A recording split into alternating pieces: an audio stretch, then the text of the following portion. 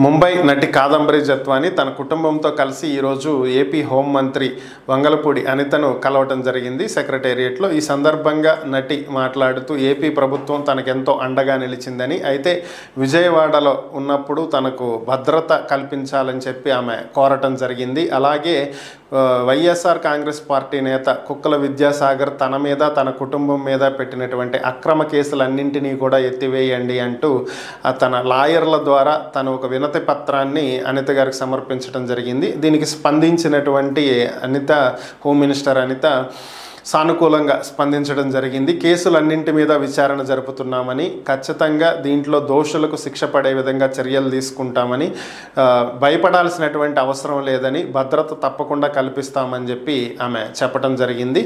అలాగే నటి తండ్రి మాట్లాడుతూ ఏపీ ప్రభుత్వం ఎంతో కృషి చేస్తుందని, మంచి చేయాలనేటువంటి ప్రయత్నం చేస్తుందని, తాము ఈరోజు ఇంత ధైర్యంగా బయటకు వచ్చి తిరగగలుగుతున్నాము, వచ్చి మాట్లాడగలుగుతున్నాము అంటే దానికి ఏపీ ప్రభుత్వం చూపించినటువంటి చొరవ, తీసుకుంటున్నటువంటి న్యాయపరమైనటువంటి చర్యలేనని, గత ప్రభుత్వం ఎన్నో విధాలుగా తమను ఇబ్బంది పాలనకు గురి చేసిందని, ఈ ప్రభుత్వం వచ్చాకే తాము ధైర్యంగా బయటకు వచ్చి తమకు జరిగినటువంటి అన్యాయాన్ని చెప్పుకోగలుగుతున్నామని చెప్పి ఆయన చెప్పడం జరిగింది.